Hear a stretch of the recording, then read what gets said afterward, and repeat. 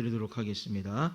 교회 주보와 교회 유튜브를 잘 활용하여 주셔서 전도용으로 활용해 주시기 바랍니다.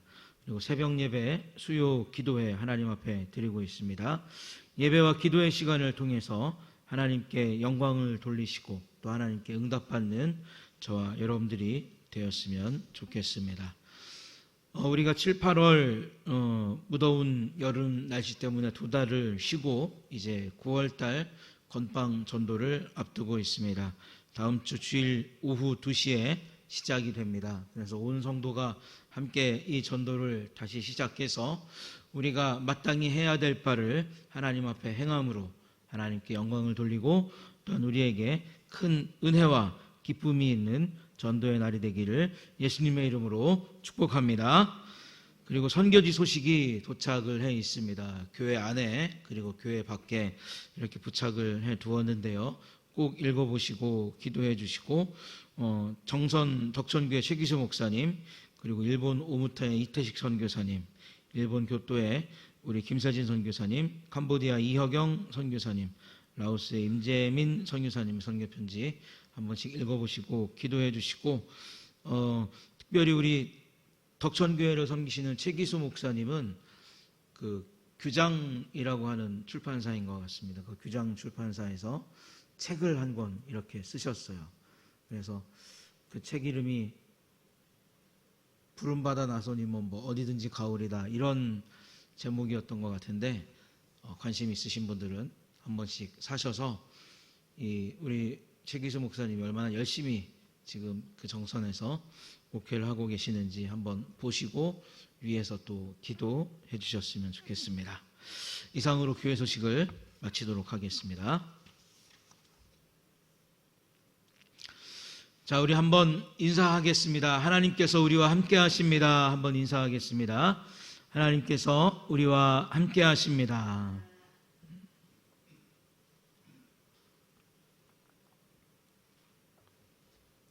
우리가 요한복음을 시작하면서 그 성육신하신 예수 그리스도에 대한 이야기를 한번 나누었습니다. 특별히 누가복음 2장 4절부터 7절을 보면 쭉 그냥 보시면 되겠습니다. 요셉과 마리아가 호적을 하기 위해서 베들레헴으로 갑니다. 그래서 예수님은 한 여관의 마구간에서 태어나셔서 구유에 이렇게 누이셨죠.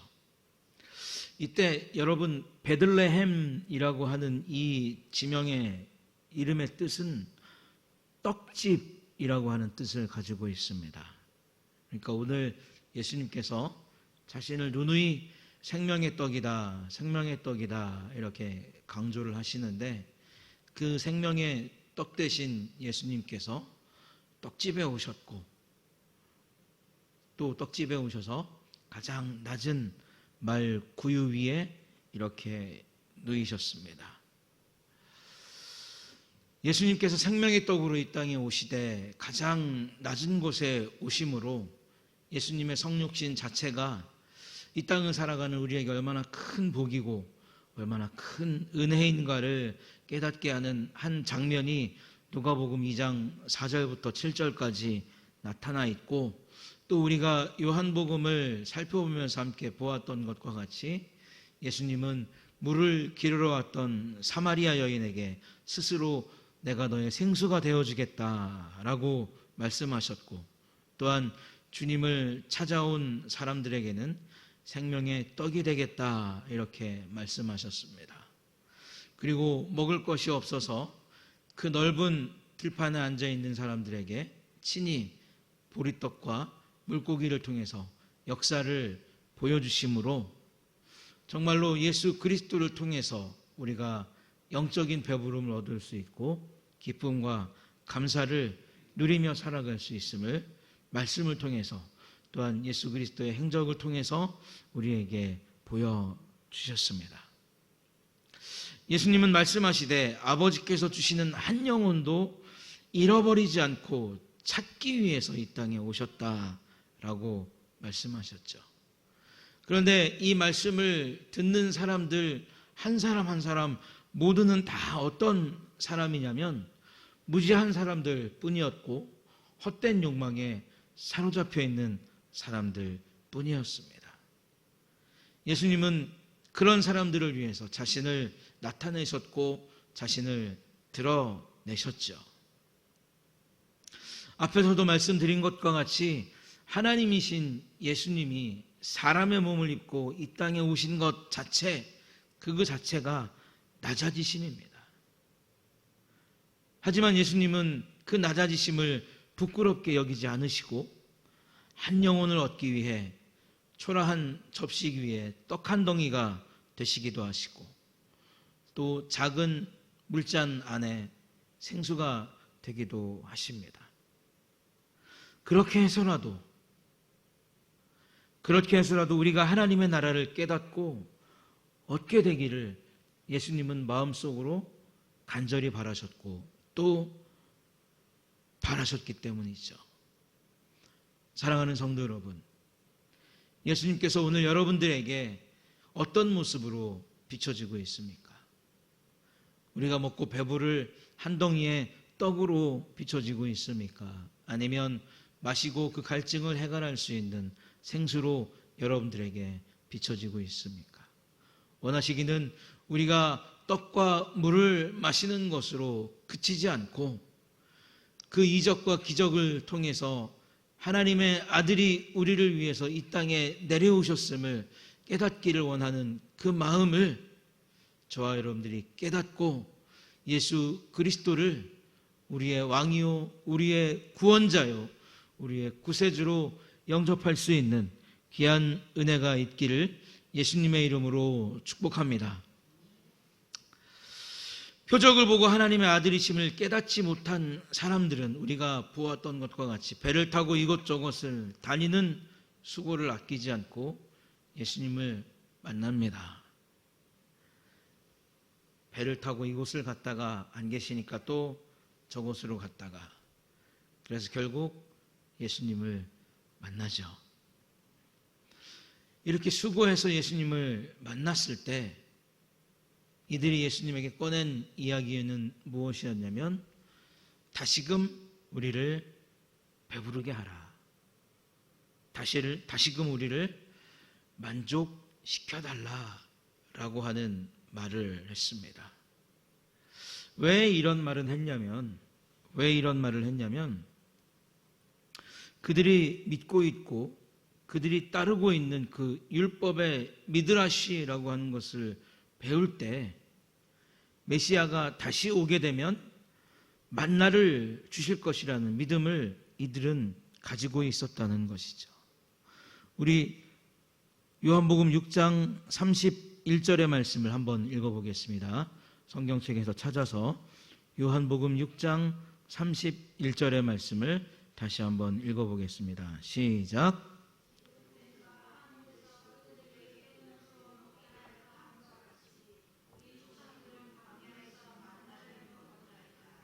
자, 이렇게 이야기하고 있죠.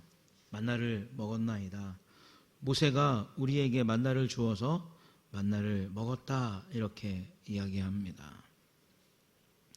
말씀을 읽고 하나님의 역사를 믿는 것이 아니라 자신들이 만든 전통에 빠져서 메시아가 그 전통을 만족시킬 자로 전락돼 버린 모습을 오늘 이 짧은 구절을 통해서 우리는 확인할 수 있는 거죠.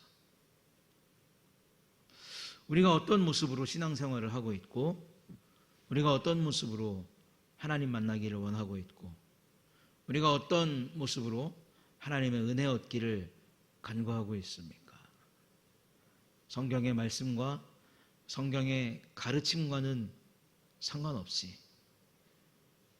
하나님께서 우리를 만족시켜 주시기를, 하나님께서 우리의 환경을 이겨내는 하나의 수단이 되시기를 우리가 원하고 살아가고 있지는 않습니까?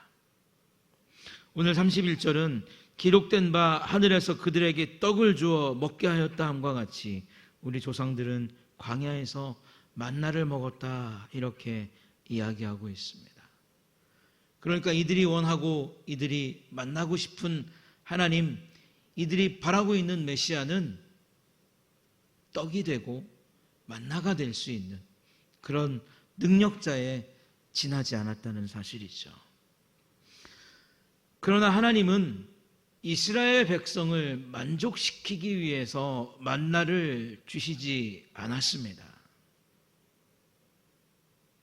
하나님은 이스라엘 백성을 만족시키기 위해서 만나를 주시지 않았다는 것이죠. 우리가 새벽 시간에 민수기를 통해서 말씀을 나누었지만 하나님께서 이스라엘 백성을 광야에서 보살피시고 구름 기둥과 불 기둥으로 보호하시고 만나와 메추라기를 주시고 그들이 갈증을 느낄 때 물을 주시는 그 모든 이유는 무엇이냐면 오로지 하나님만 섬기고 오로지 하나님만 예배하고 하나님만 찬양하기를 바라는 마음이 그 속에 있으셨기 때문에 430년 동안 애굽에서 종살이하면서 그들의 힘으로는 벗어날 수 없는 그 절망의 땅 애굽을 벗어나게 하시고 그들의 힘으로는 걸어갈 수 없는 광야를 걸어가게 하시고 그들의 힘으로는 얻을 수도 없고 정복할 수도 없는 가나안을 정복할 수 있는 은혜를 주셨다는 것이죠. 그러니까 모세가 큰 자가 아니라 하늘에서부터 떡을 얻어서 먹인 모세가 큰 자가 아니라 하늘에서 만나를 얻어서 먹인 모세가 큰 자가 아니라 너희의 전통이 중요한 것이 아니라 내가 너희를 만족시키는 존재가 아니라 하나님 아버지께서 너희에게 주신 참된 떡인 나를 먹음으로 하나님의 공의를 만족시켜 구원을 얻으라 라고 예수님은 오늘 이 사람들에게 말씀하고 계신다는 것입니다. 사랑하는 성도 여러분, 우리가 예수 그리스도를 모시고 살아가는 이유가 우리가 예수 그리스도를 믿으며 살아가고 있는 이유가 그 핵심이 어디에 있는가 우리 스스로를 한번 잘 들여다볼 수 있는 그런 믿음이 있기를 그런 은혜가 있기를 예수님의 이름으로 축복합니다.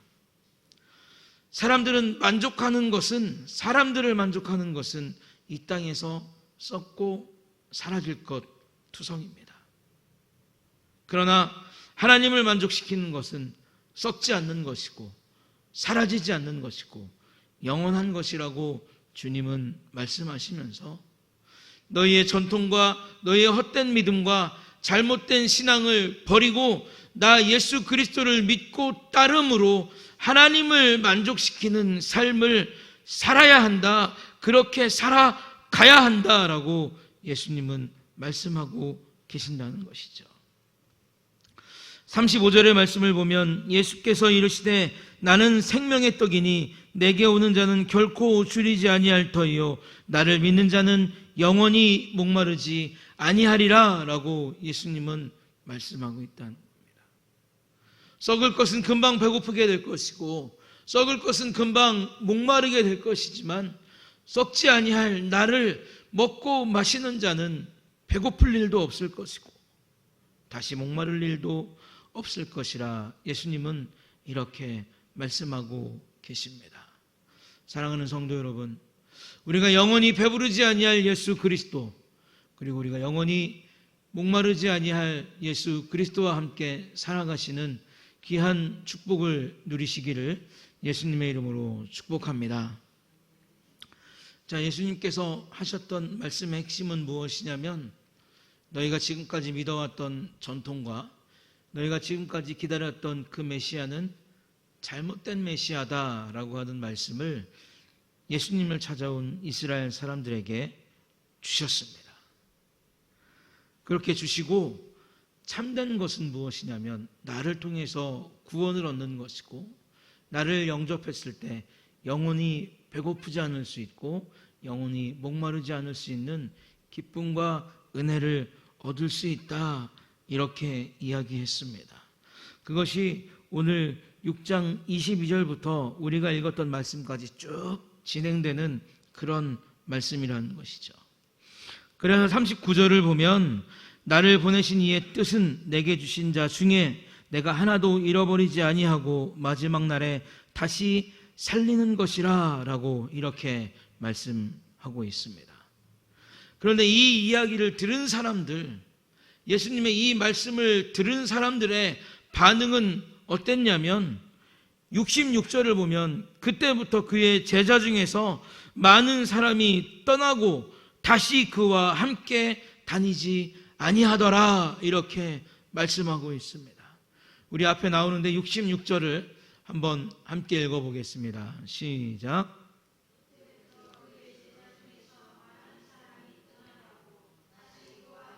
다니지 아니하더라. 아멘. 그때부터가 언제입니까? 예수님께서 너희를 만족시킬 자가 아니다, 너희의 전통이 잘못되었다라고 하는 것을 말씀하신 그때부터 어떻게 되었냐면 그의 제자 중에 많은 사람이 떠나갔다는 거예요.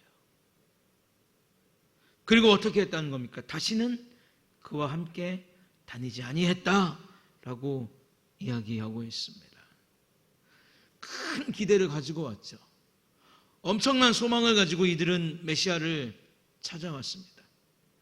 그런데 그 메시아라는 존재의 입에서 어떤 말이 흘러나왔냐면 너희의 전통과 너희의 믿음은 잘못된 것이고 내가 이 땅에 온 목적은 아버지께로부터 얻은 자를 단 한 사람도 잃지 않기 위해 생명의 떡으로 왔노라 라고 하는 그 말을 들은 그 즉시 어떻게 했냐면 사람들은 떠나기 시작했고 사람들은 예수를 버리기 시작했다는 것이죠.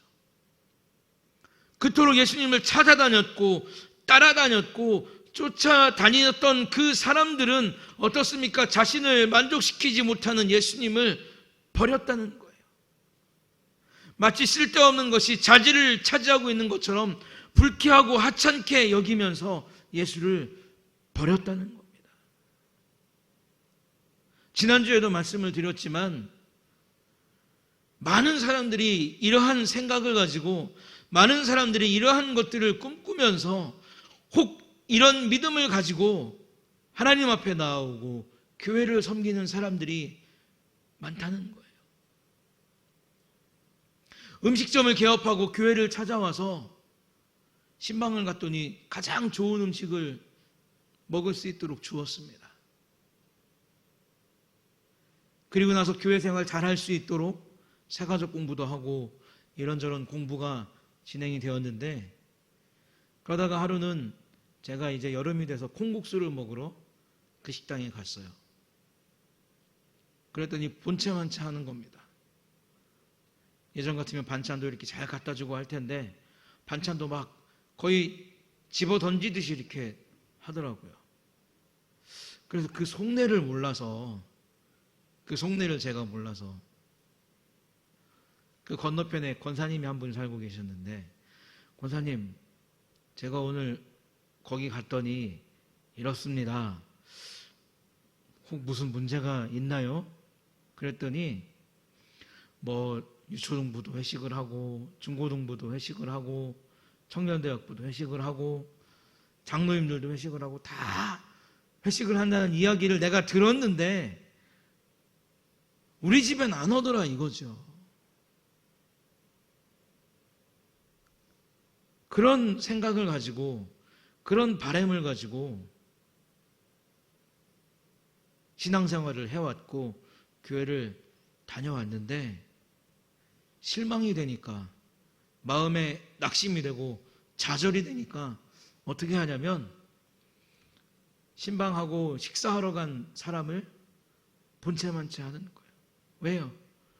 나에게 만족이 없기 때문에, 나를 즐겁게 하지 못했기 때문에, 교회가 나를 만족시켜주지 못했고 교회가 내가 희망하는 것을 이루어주지 못했고 교회가 어떻습니까? 나에게 온정과 자비를 베풀어주지 못했기 때문에 나는 6개월, 7개월 다녔던 그 교회의 목사를 본체만치 하는 거예요.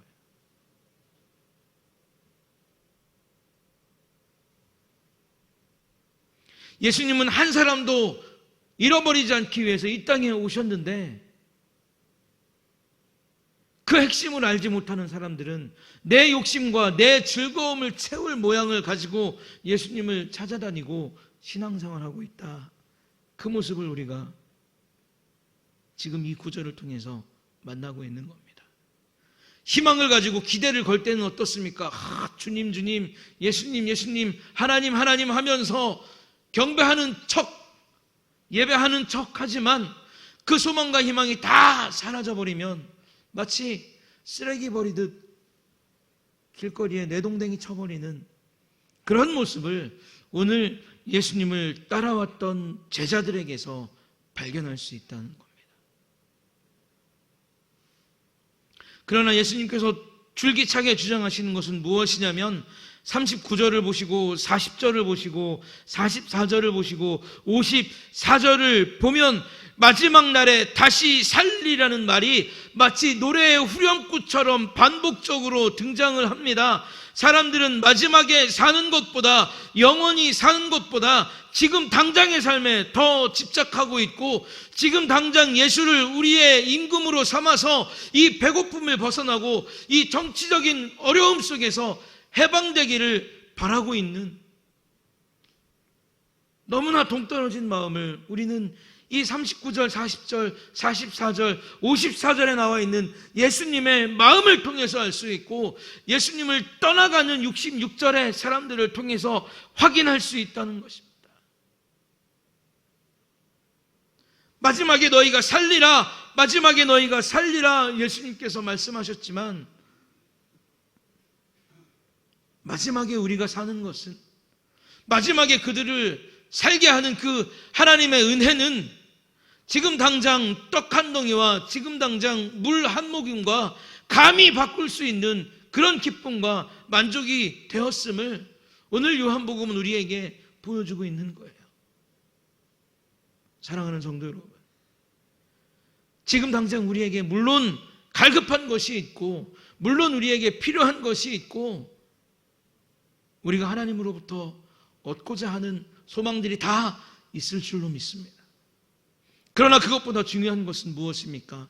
예수님께서 계속 강조하고 있는 것과 같이 우리가 마지막 날에 살리라 라고 하는 이것을 우리가 붙잡고 이 땅을 살아가야 될 줄로 믿습니다. 이 믿음을 가지고 하나님 앞에서 우리가 살아가야 될 줄로 믿습니다. 이 믿음이 하나님을 기쁘게 할 줄로 믿습니다. 우리는 그런 믿음을 가지고 살아가야 된다는 거예요.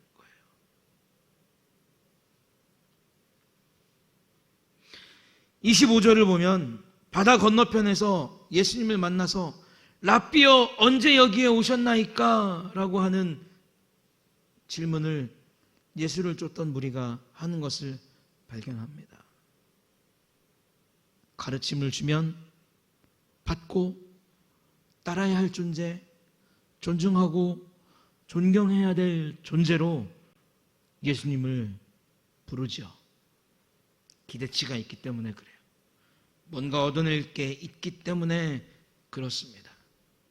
저 랍비를 통해서 먹고 배부를 수 있는 길이 있기 때문에 랍비여 어디에 계셨나이까? 우리가 이토록 갈급하게 찾아다녔는데 도대체 랍비께서는 어디에 계셨나이까? 극도의 존칭을 써가면서 예수님을 부르는 사람들의 모습을 볼 수가 있습니다.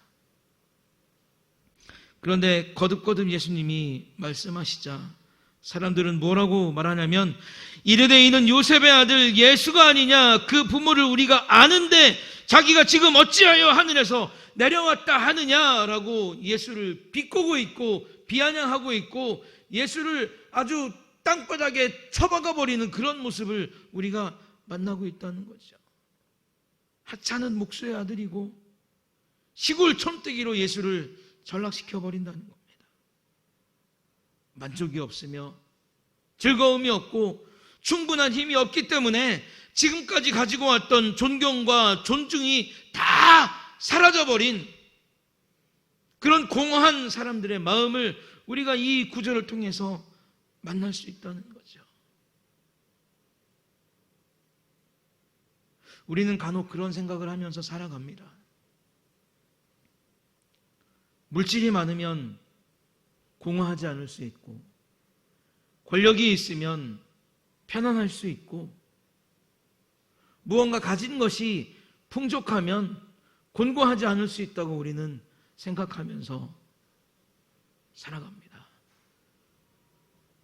그러나 이 땅에 얼마나 많은 사람들이 그 풍요로운 물질 때문에, 그 풍요로운 권력 때문에, 그 풍족한 환경 때문에 스스로 그 삶을 버리고 스스로 그 자리에서 타락하고 떨어지는가를 우리는 우리의 눈으로 너무나 많이 지켜보고 살아가지 않습니까? 우리가 볼 때는 저런 사람이 무슨 마음에 곤고함이 있을까? 저런 사람이 뭐 부족한 게 있을까? 그런데요, 그 사람들의 마음은 다 곤고한 거예요. 다 공허한 거예요. 왜요? 그것을 유지하기 위해 똑같은 것을 계속 얻어야 되기 때문에 그렇습니다.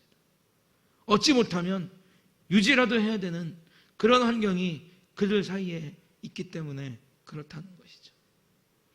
조금이라도 떨어지게 되고 조금이라도 하락하게 되면 어떻게 됩니까? 감출 수 없는 공허함이 밀려오는 거예요.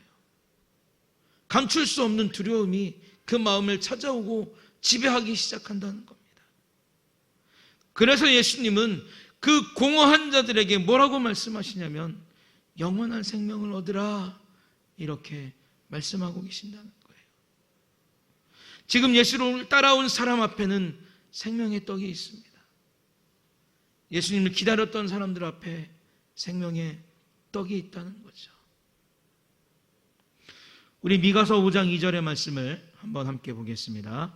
미가서 5장 2절의 말씀 함께 읽습니다. 시작.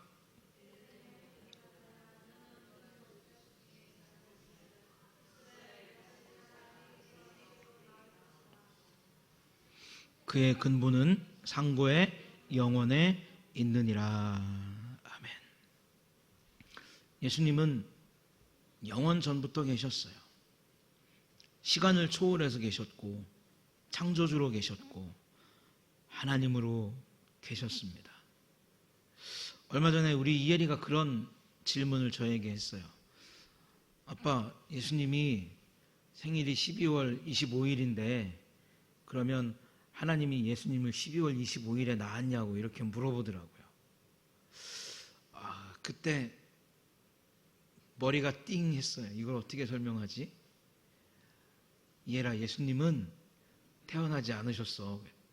근데 왜 생일이 있어요?